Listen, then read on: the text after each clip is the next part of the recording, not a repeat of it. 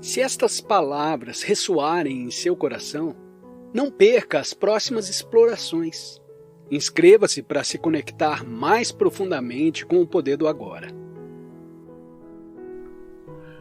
A menos que você acesse a frequência consciente da presença, todos os seus relacionamentos, principalmente os mais íntimos, vão apresentar defeitos profundos. Durante um tempo, eles podem dar a impressão de serem perfeitos, como quando estamos apaixonados, mas, invariavelmente, essa perfeição aparentemente acaba destruída por discussões, conflitos, insatisfações e até mesmo por violência física e emocional, que passam a acontecer com uma frequência cada vez maior. Parece que a maioria dos relacionamentos amorosos não leva muito tempo para se tornar uma relação de amor e ódio. O amor pode se transformar em agressões furiosas, em sentimentos de hostilidade ou num piscar de olhos, em um completo recuo da afeição. Isto é visto como normal. Os relacionamentos, então, oscilam por um tempo, por alguns meses ou anos, entre as polaridades de amor e ódio, e nos trazem muito prazer e muita dor. Não é pouco comum que os casais se tornem viciados nesses ciclos. Esse tipo de drama nos faz sentir vivos. Quando o equilíbrio entre as polaridades negativa e positiva é desfeito, e os ciclos negativos e destrutivos acontecem com frequência e intensidade crescentes. Não demora muito para o relacionamento acabar. Pode parecer que tudo se resolveria se conseguíssemos eliminar os ciclos negativos e destrutivos, permitindo que o relacionamento florescesse sem problemas. Mas isso não é possível. As polaridades são mutuamente interdependentes. Não podemos ter uma sem a outra. A positiva já contém dentro de si a negativa ainda não manifestada. Ambas são, na verdade, aspectos diferentes de um mesmo sistema defeituoso. Estou tratando aqui dos relacionamentos românticos. Não do verdadeiro amor que não possui opositores, porque nasce além da mente. O amor como um estado permanente ainda é raro de encontrar, tão raro quanto a consciência nos seres humanos. Entretanto, é possível haver lampejos breves e ilusórios de amor, sempre que existir um espaço no fluxo da mente. O lado negativo de um relacionamento é mais facilmente reconhecido como um defeito ou anormalidade do que o positivo, e é muito mais fácil reconhecer a fonte da negatividade no parceiro do que vê-la em nós mesmos. Ela pode se manifestar de várias formas, tais como possessividade, ciúme, controle, ressentimento, insensibilidade e egocentrismo, cobranças emocionais e manipulação, raiva e violência física, necessidade de ter sempre razão, de discutir, criticar, julgar, culpar, agredir, irritar ou se vingar, inconscientemente, de um sofrimento do passado imposto por um dos pais. Pelo lado positivo, há uma paixão pela outra pessoa. No primeiro momento, esse é um estado altamente gratificante. Sentimos que estamos intensamente vivos, nossa existência passa a ter um significado, porque de repente alguém precisa de nós, nos deseja e nos faz sentir especial. Além disso, provocamos as mesmas sensações no outro, o que faz com que os dois se sintam completos. O sentimento pode se tornar tão intenso que o resto do mundo perde o significado. Você deve ter percebido que existe uma certa dependência nessa intensidade. Ficamos viciados na outra pessoa, que age sobre nós como uma droga. Quando a droga está disponível, nos sentimos muito bem, mas a possibilidade, ainda que remota, de que ela não esteja mais ali, disponível para nós, pode levar ao ciúme, à possessividade, a tentativas de manipulação através de chantagem emocional, culpa ou acusações, o que no fundo é o medo da perda. Se a outra pessoa nos abandonar mesmo, pode fazer nascer a mais intensa hostilidade ou um profundo desespero. Em segundos, a ternura amorosa pode dar lugar à agressão selvagem ou a um desgosto terrível. Onde é que está o amor agora? Será que o amor pode se transformar no seu oposto em segundos? Será que era amor de verdade ou um vício, uma dependência?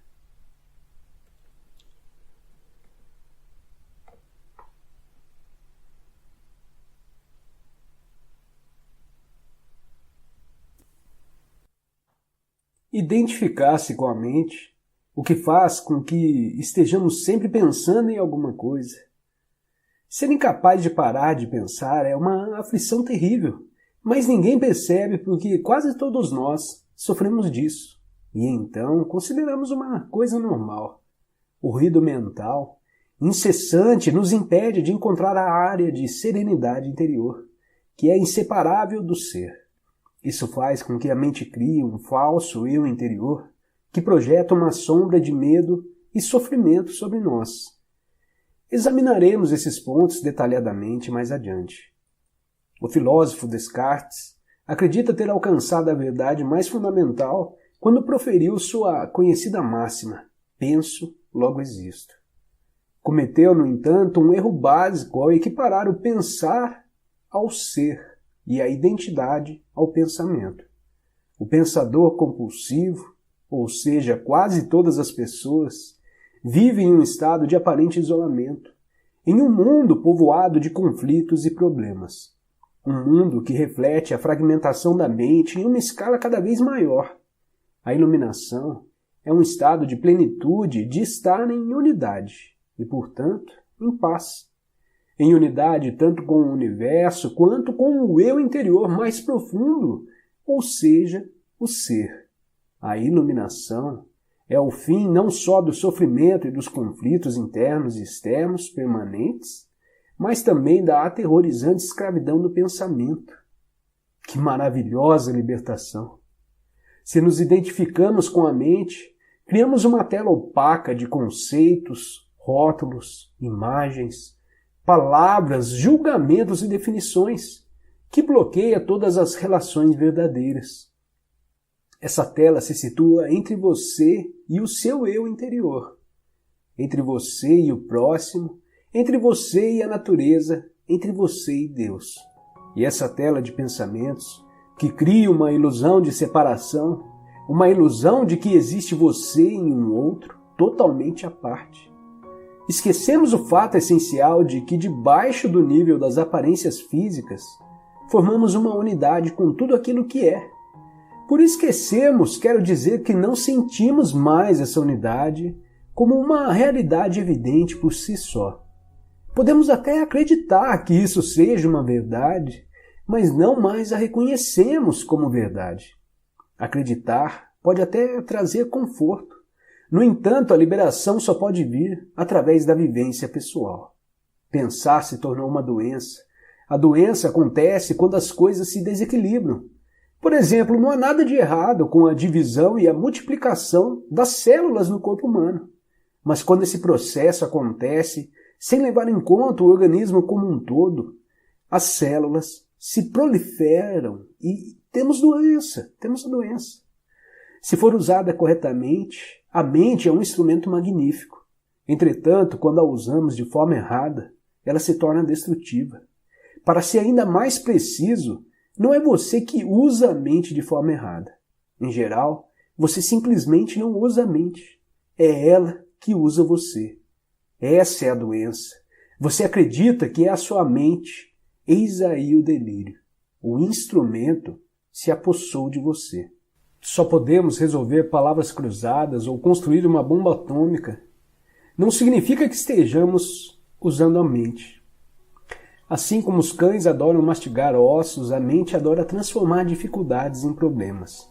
É por isso que ela resolve palavras cruzadas e constrói bombas atômicas.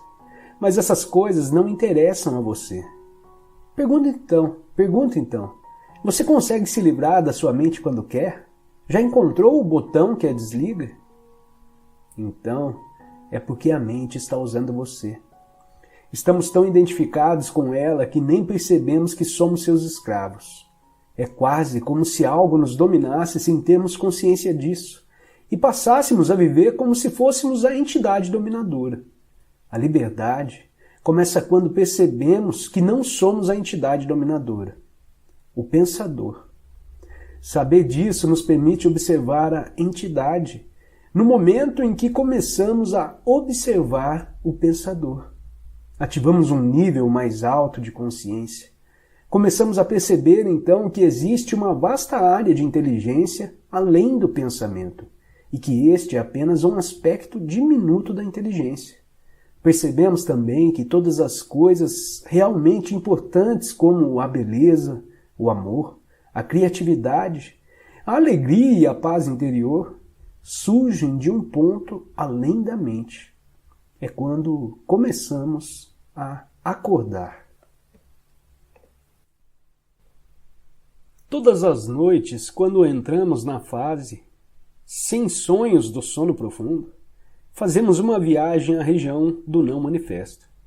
É nesse momento que cada um de nós forma uma só unidade com a fonte. É da fonte que retiramos a energia vital que nos sustenta quando retomamos ao manifesto, o mundo das formas separadas. Essa energia é muito mais importante do que o alimento.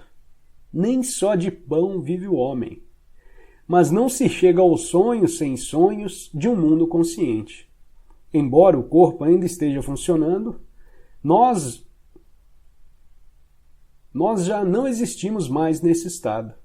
Você consegue imaginar o que seria penetrar nos sonhos sem sonhos, completamente consciente? É impossível imaginar porque nesse estado não há conteúdo. O não manifesto não nos liberta, a menos que sejamos capazes de chegar a ele de modo consciente. Essa é a razão pela qual Jesus não disse que a verdade nos libertará, e sim que conheceremos a verdade e a verdade nos libertará.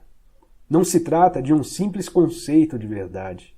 É a verdade da vida eterna além da forma, que só se conhece de um modo direto. Mas não tente ficar consciente nos sonhos sem sonhos.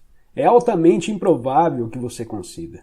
Na melhor das hipóteses, você pode permanecer consciente durante a fase do sonho, mas não além dela. É o chamado sonho lúcido, que pode ser interessante e fascinante, mas que não é libertador.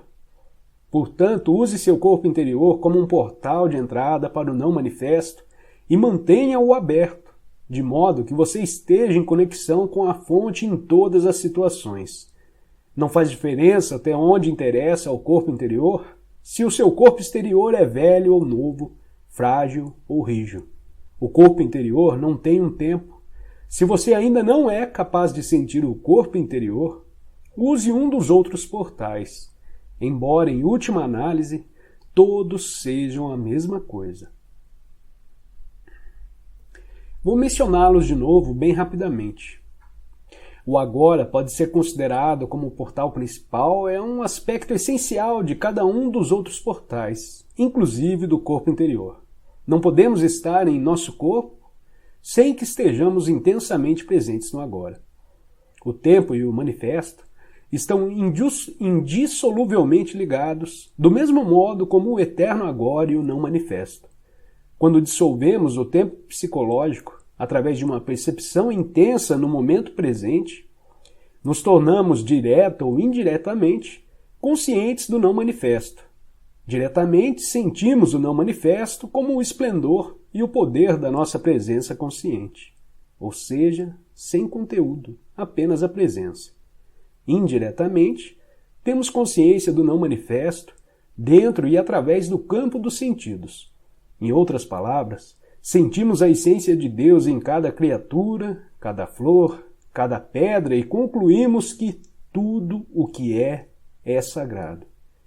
Essa é a razão pela qual Jesus, falando sobre a sua essência ou a identidade de Cristo, diz nas palavras de Tomé: rachem um pedaço de madeira, lá estou eu. Levantem uma pedra e me encontrarão ali. Um outro portal para o não manifesto é a paralisação do pensamento. Isso pode começar de um modo muito simples, ao prestar atenção à própria respiração, ou olhar concentradamente para uma flor, em um estado de alerta total, de tal modo que não haja espaço para nenhum comentário mental ao mesmo tempo. Existem muitas maneiras para criar um espaço no fluxo contínuo de pensamentos. É disso que trata a meditação. O pensamento pertence ao campo do manifesto. A atividade mental contínua nos mantém aprisionados no mundo da forma e funciona como uma tela opaca, que impede de nos tornarmos conscientes do não manifesto, conscientes da inexistência da forma e da eterna essência de Deus, tanto em nós mesmos como em todas as coisas e criaturas. Quando estamos intensamente presentes, é claro que não precisamos nos preocupar com a paralisação do pensamento, porque a mente para automaticamente. Essa é a razão pela qual eu disse que o agora é um aspecto essencial de todos os outros portais. A entrega, ou seja, o abandono de qualquer resistência mental e emocional ao que é, também é um portal para um não manifesto.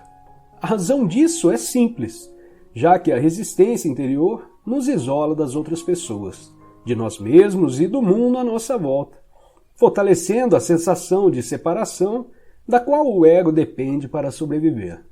Quanto maior a sensação de separação, maior a nossa dependência ao manifesto, ao mundo das formas separadas.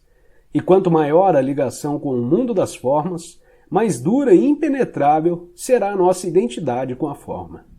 O portal é fechado e somos afastados da dimensão interior, a dimensão do profundo. No estado de entrega, a nossa identificação com a forma se dissolve e se reveste em uma espécie de transparência, e assim o não manifesto consegue brilhar através de nós. Depende de nós abrirmos um portal em nossas vidas que nos conduza a um acesso consciente ao não manifesto. Entre em contato com o campo de energia do seu corpo interior, esteja intensamente presente, deixe de se identificar com a sua mente, entregue-se àquilo que é. Podemos usar todos esses portais, mas só precisamos de um deles.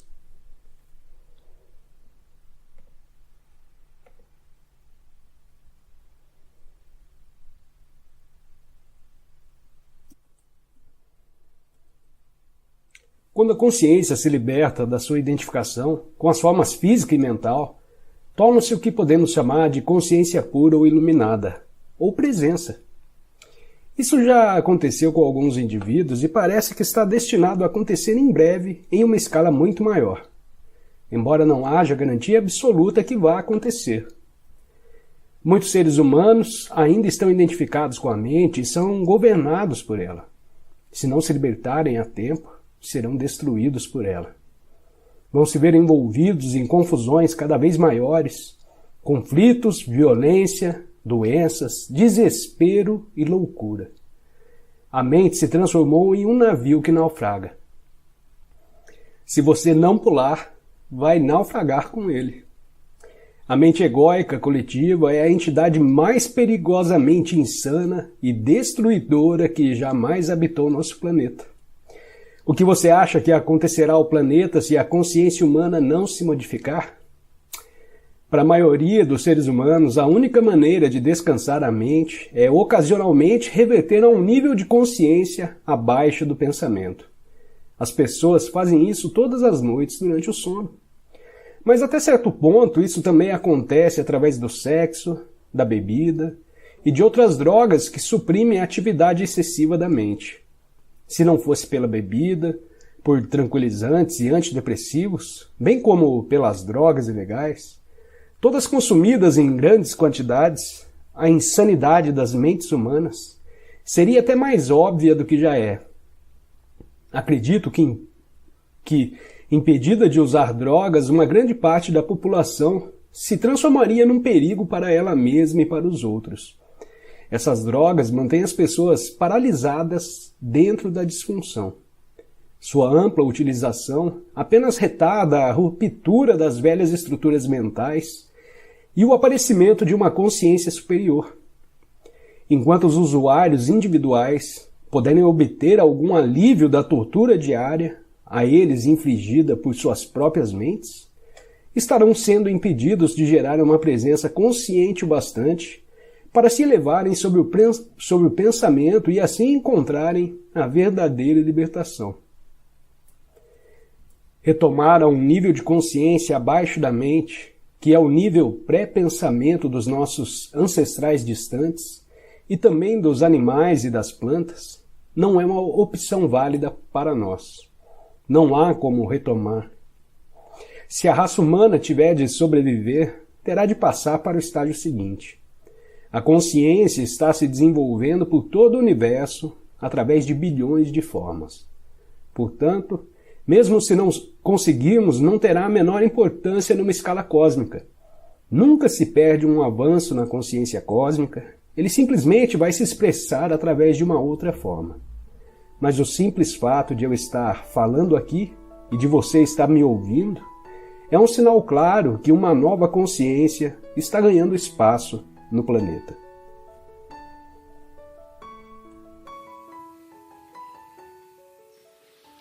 Então estou eu na floresta no norte da Califórnia e há algumas árvores incríveis aqui, as sequoias.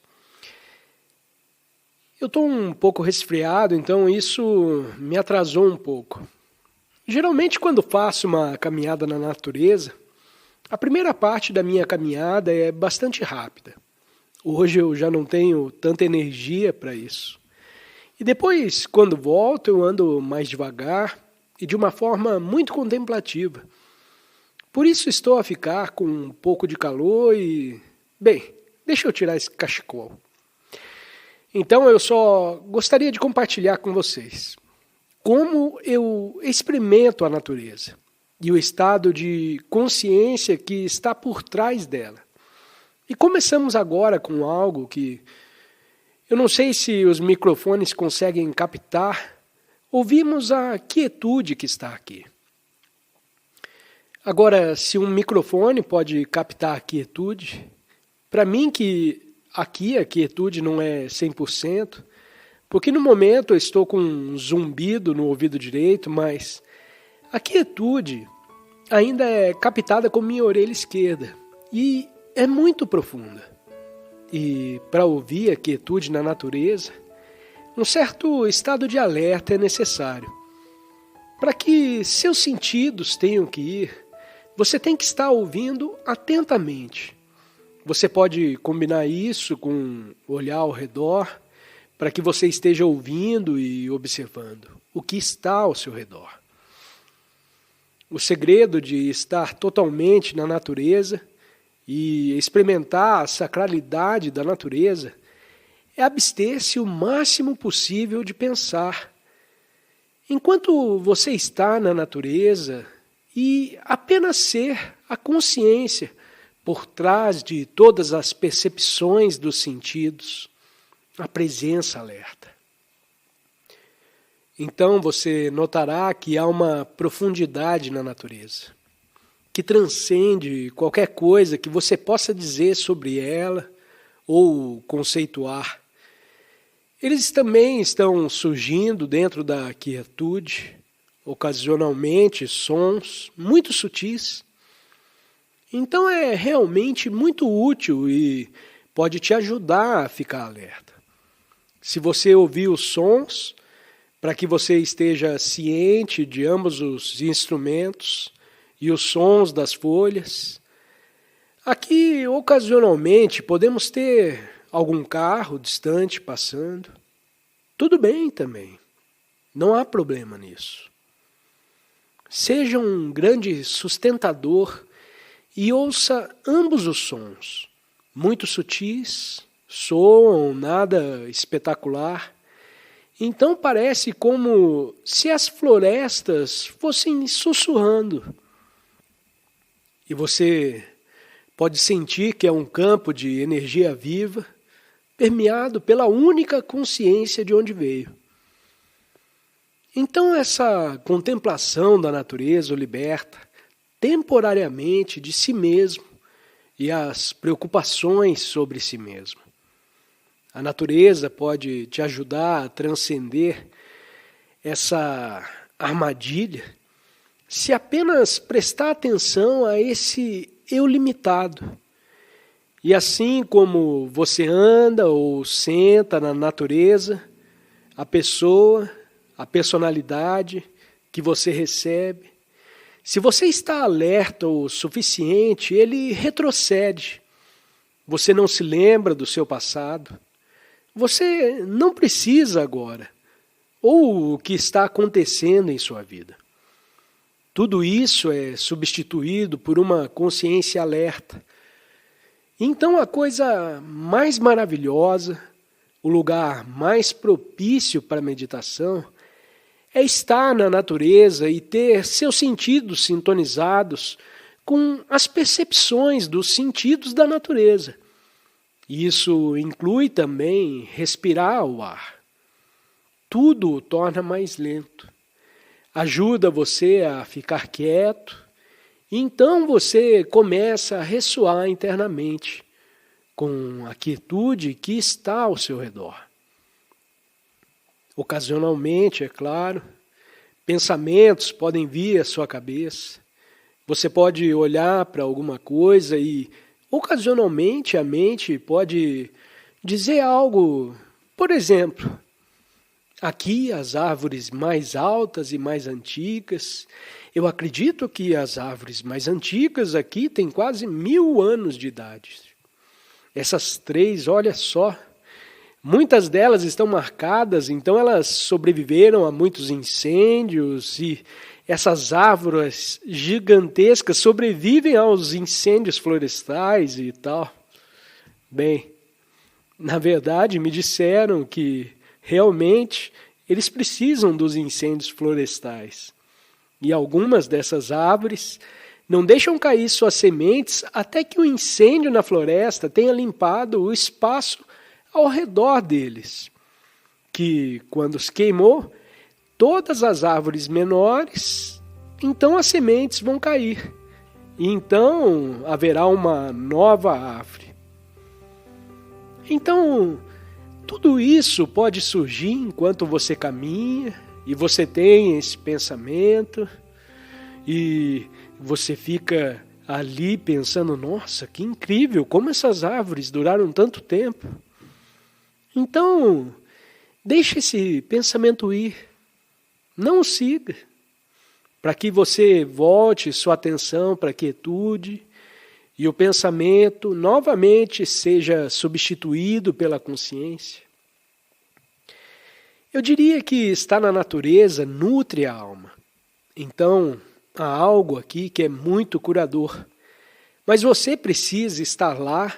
Se estiver envolvido em um pensamento contínuo, então você não está realmente onde você está. Se você se sentar em algum lugar na natureza, ocasionalmente pode querer fechar os olhos por alguns minutos. Então apenas ouça a quietude e fique atento a quaisquer sons que possam estar lá. E é claro que você está ciente de si mesmo. A presença subjacente que você é. E de alguma forma, a presença que você se alinha com aquela presença imóvel, o campo de energia que te cerca. Você meio que se funde com o campo de energia da floresta. A fronteira entre o interior e o exterior, que é criada pela conceitualização excessiva, desaparece.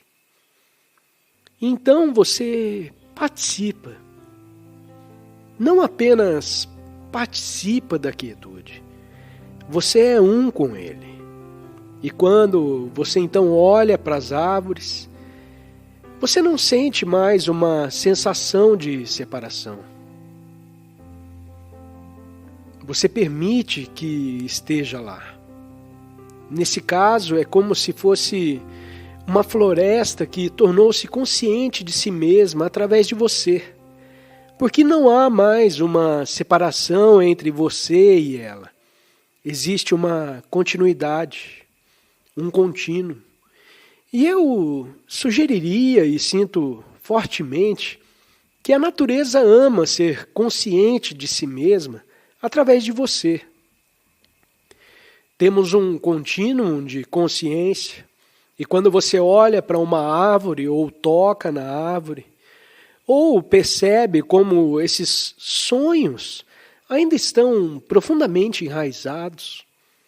Quando você se torna consciente disso, poderíamos dizer que a árvore se torne consciente de si mesma através de você. Então, o que você fornece, o que você traz para a natureza, é uma dimensão consciente e uma espécie de conclusão. Então podemos dizer que a natureza precisa de você e quer que você esteja ciente disso e o ama por isso. Quando o Buda estava ensinando há 2.500 anos atrás, ele disse às pessoas para procurar um lugar tranquilo na floresta e meditar lá, que era uma parte essencial de seu ensinamento. Então a natureza era uma parte essencial.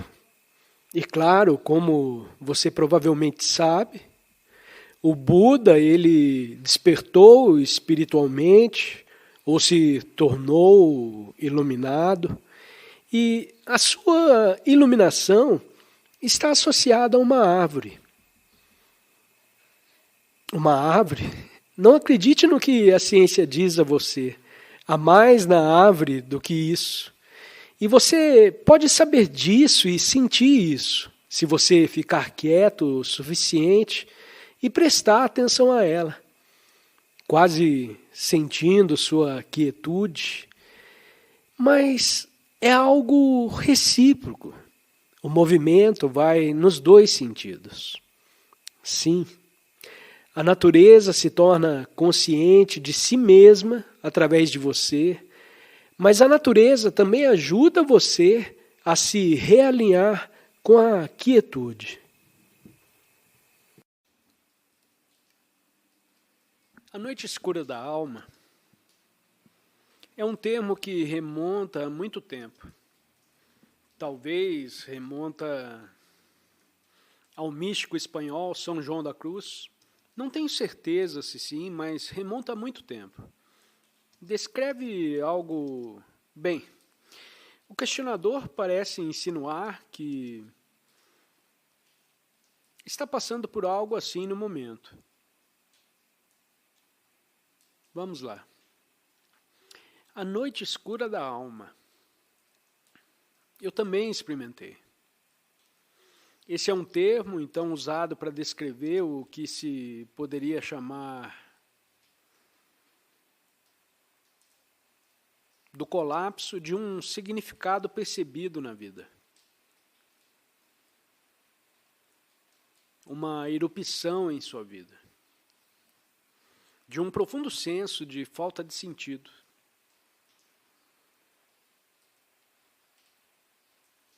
E o estado interior, em alguns casos, está muito próximo da depressão. Talvez alguma noite escura da alma, muitas vezes tenha a ver com o que se convencionou chamar de depressão. Mas é basicamente uma sensação de vazio ou falta de sentido. Nada mais faz sentido. Não há propósito para nada. E às vezes é desencadeado por algum evento externo, alguns desastres, talvez, em um nível externo, mais externo do que interno. A morte de alguém próximo a você pode desencadear isso, especialmente a morte prematura. Por exemplo, se seu filho morre, ou se você construiu sua vida e deu a ela um significado,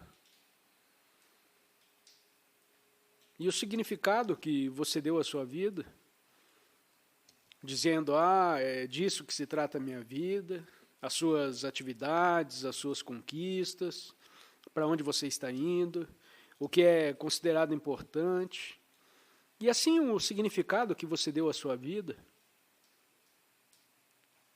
por algum motivo desmorona. Então, como eu disse, pode acontecer. Se acontecer algo que você não consegue mais explicar, algum desastre que parece invalidar o sentido que sua vida tinha antes,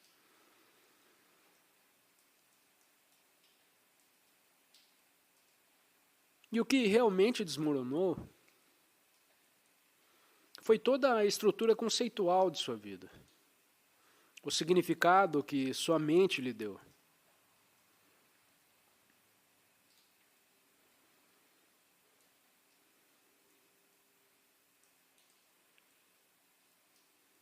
Isso resulta em uma sensação de escuridão, um lugar escuro. Mas as pessoas entraram nisso, você fica naquele lugar escuro por um tempo e depois sai disso. Existe a possibilidade de você sair disso. Você pode emergir disso para um estado transformado de consciência, onde a vida tem um significado novamente, mas não é mais um significado conceitual que você poderia necessariamente explicar. Muitas vezes é da noite escura da alma, não necessariamente, mas muitas vezes é dali, que as pessoas despertam do seu senso conceitual de realidade, que entrou em colapso. Eles despertam para algo mais profundo que não é mais baseado em conceitos em sua mente. Um senso mais profundo de propósito ou conexão com uma vida maior que não depende mais de explicações ou qualquer coisa conceitual. É uma espécie de renascimento. E a noite escura da alma é uma espécie de morte, que você morre. O que morre na noite escura da alma é o senso egóico de eu. E claro, sim, a morte é sempre dolorosa.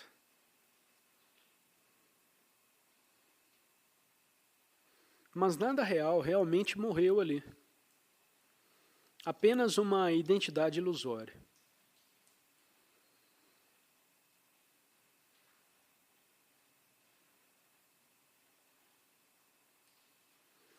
Agora, provavelmente, é o caso de algumas pessoas que passaram por essa transformação, passaram pela noite escura da alma e descobriram que disso surgiu um novo eu, que era um eu não conceitual, mas um ser profundo, a consciência desperta. E eles, de alguma forma, olhando para trás, perceberam que tinham que passar por isso. Claro que nem todo mundo tem que passar por isso, mas algumas pessoas sim. E eles até, em algumas tradições espirituais, tentam recriar a experiência da noite escura da alma, para provocar um despertar espiritual. E isso provavelmente fazia parte das chamadas escolas de mistério da Grécia Antiga e do Egito, que foram projetadas. Elas até sobreviveram nos tempos romanos, as escolas de mistérios, e com rituais e assim por diante. Não sabemos muito sobre isso porque eles foram mantidos em segredo. Não se escreveu muito sobre isso. Em uma tradição, você passou um período prolongado de tempo na escuridão, às vezes até mesmo em um lugar semelhante a um caixão, em completo isolamento e escuridão. Essa é uma tentativa, eu diria, por parte de alguém que passou pela noite escura natural da alma, de recriar a experiência dela, de uma forma mais artificial, de realmente experimentar aquela escuridão total onde as coisas desmoronaram. Até que ponto funciona quando não é uma experiência natural, mas uma experiência criada? Para quantas pessoas isso funcionou e realmente trouxe um despertar? e um colapso do eu feito pela mente? Eu não sei se realmente funcionou para muitas pessoas, mas deve ter funcionado até certo ponto, porque a tradição durou muito tempo. Existem outras, em outras formas, também formas mitológicas, e eles falam de coisas semelhantes, às vezes descrita como a jornada noturna, na tradição mitológica, ou também a descida ao submundo. Todos eles apontam para a mesma experiência, que não é negativa em última análise. Parece negativo quando você está nele, mas faz parte de um propósito maior. Faz parte do despertar, não para todos, não precisa ser, mas muitas vezes faz parte do processo de despertar. A morte do velho eu, o nascimento do verdadeiro eu.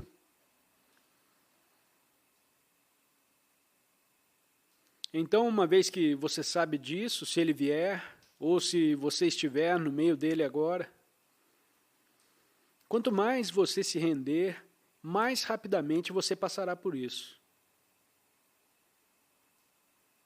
Rendição significa não julgá-lo mais. Você aceita o que quer que esteja experimentando, nesse momento.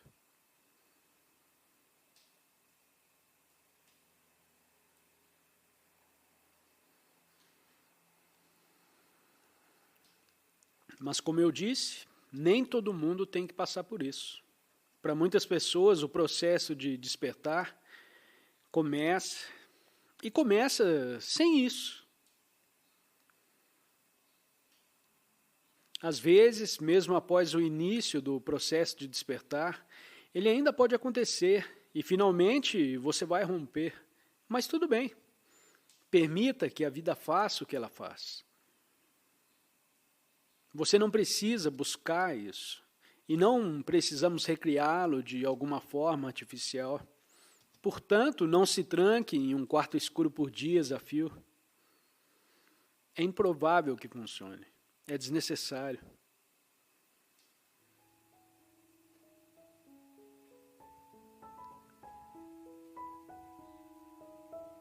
A primeira lição do curso de milagres diz que nada do que vejo nesta sala significa alguma coisa. E você deve olhar ao redor da sala, para o que quer que esteja olhando, e dizer: essa coisa não significa nada. Isso não significa nada. Essa mesa não significa nada. Essa mão não significa nada. Qual é o propósito de uma aula como essa? Bem, é um pouco como recriar o que pode acontecer durante a noite escura da alma, que é o colapso de um significado feito pela mente, um significado conceitual da vida. Acreditar que você entende do que se trata. Então, com o curso de milagres, na lição 1, é uma renúncia voluntária do significado feito pela mente humana que é projetada. E você vai voluntariamente dizer: eu não sei o que isso significa. Isso não significa qualquer coisa. Você limpa a placa. Na noite escura da alma, ela desmorona. Em algumas tradições espirituais, você pode realmente ser encorajado a abandonar sua realidade conceitual. E então você deve chegar a um lugar conceitual, pode-se dizer sem sentido, ou pode-se dizer um estado de ignorância, onde as coisas perdem o significado que você deu a elas, que foi todo condicionado, cultural e assim por diante. Então você pode olhar para o mundo sem impor uma estrutura de significado criada pela mente.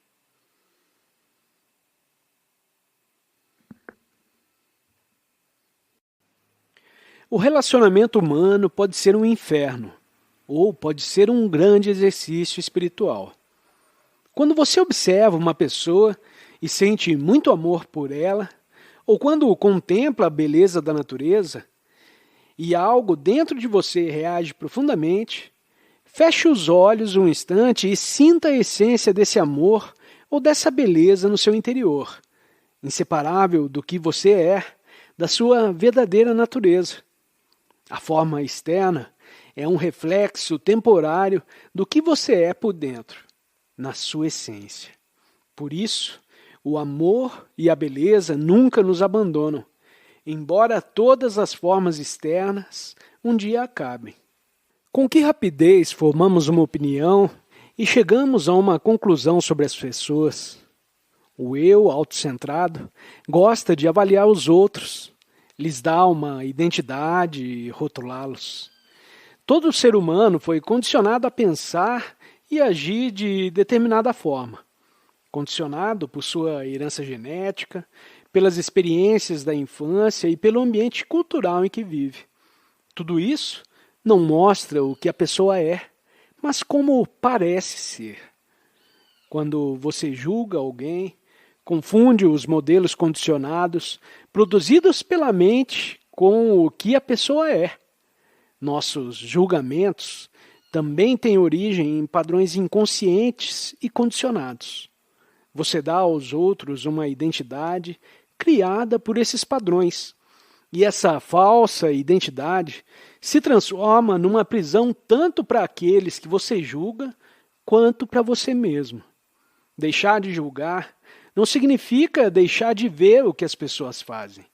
Significa que você reconhece seus comportamentos como uma forma de condicionamento, que você vê e aceita tal como é. Não é a partir desses comportamentos que você constrói uma identidade para as pessoas. Deixar de julgar liberta tanto você quanto o outro de se identificar com o condicionamento, com a forma e com a mente.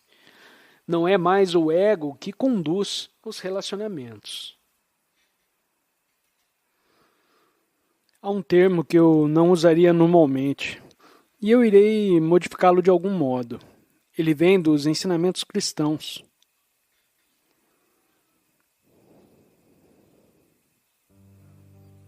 Que diz que o que você honra ou você ama não é a criatura ou o criado.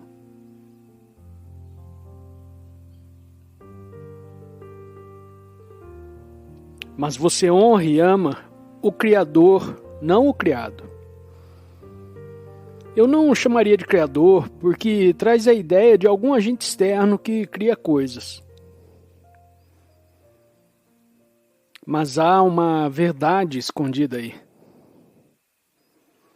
Honrar a essência da vida, a consciência única dentro de cada forma,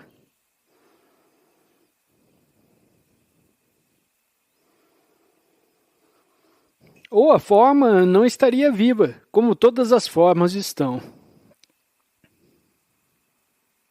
Honrar isso, mas realmente o que isso significa é um reconhecimento. Você não pode honrá-lo a não ser que haja um reconhecimento. O reconhecimento vem quando você se aproxima de alguém ou algo ou alguma forma de vida. Sem as barreiras conceituais criadas pela mente pensante. Quando você se aproxima sem isso, vem um reconhecimento que não está no nível conceitual.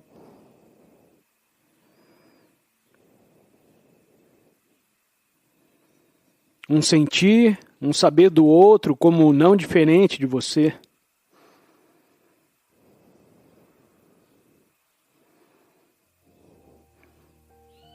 Um sentir, um saber do outro como sendo fundamentalmente você mesmo. E quando isso é reconhecido, você honra todo e tudo no reino manifestado.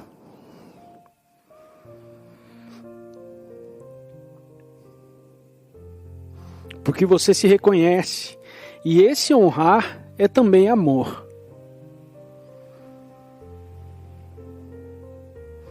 Então, quando você diz honrá-lo, é realmente amá-lo, reconhecê-lo como essencialmente um com você mesmo. Mas pode não funcionar, e eu digo que você deve honrar. Por que deveria? Mas ele vem naturalmente nesse reconhecimento, o honrar a vida.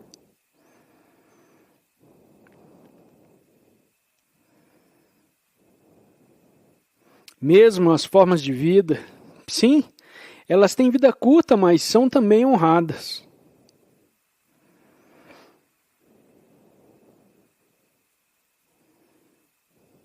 A vida dentro da forma, o grande mistério, o imanifestado dentro do manifestado.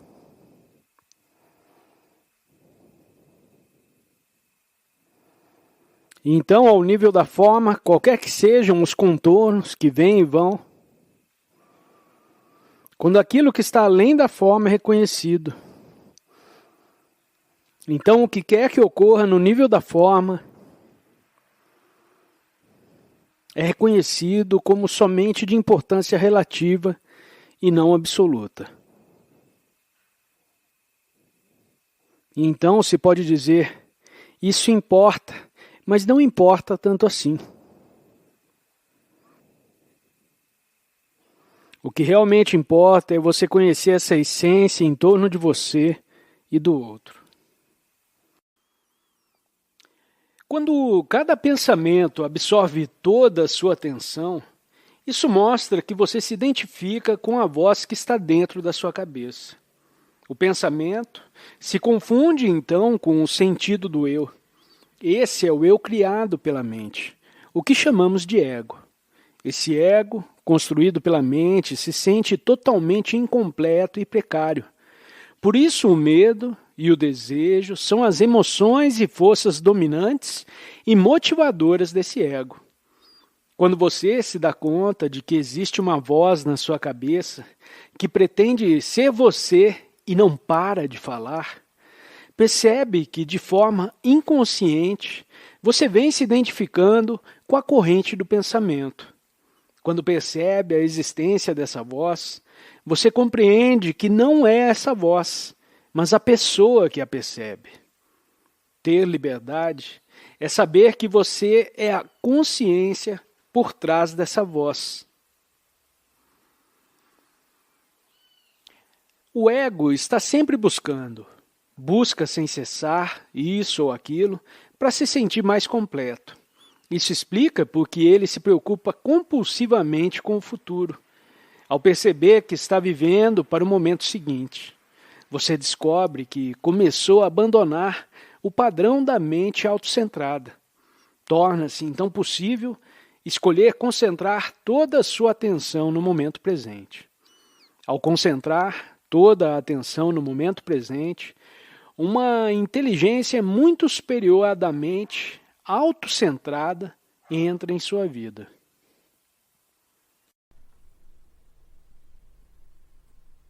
Não dê uma forma de identidade a Cristo.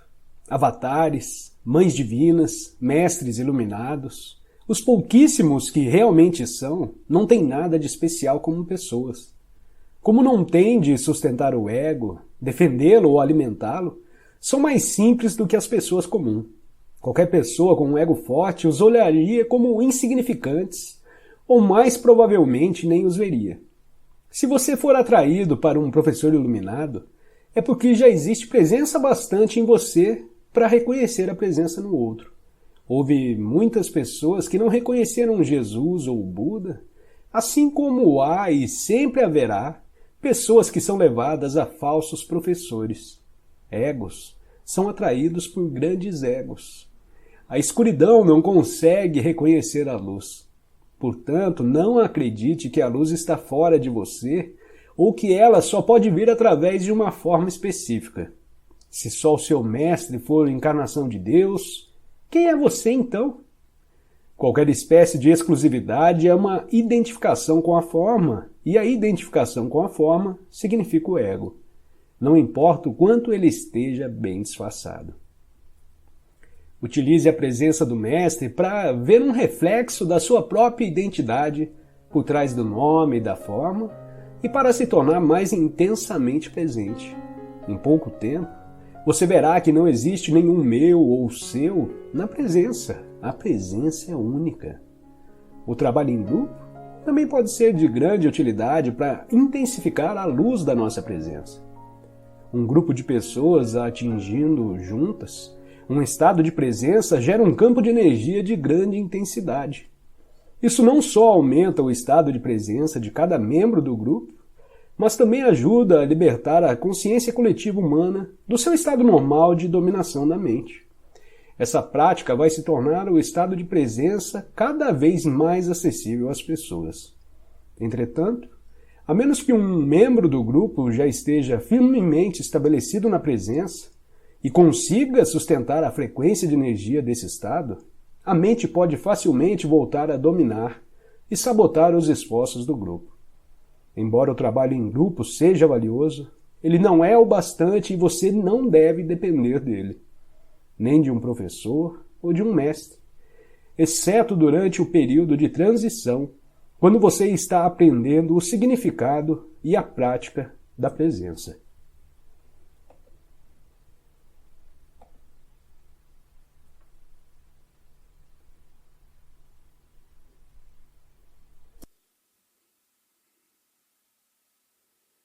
Descobrimos juntos o poder transformador do agora. Se deseja continuar explorando esse caminho de autoconhecimento, clique nos vídeos sugeridos. Inscreva-se agora para não perder as futuras explorações e compartilhe as suas reflexões nos comentários.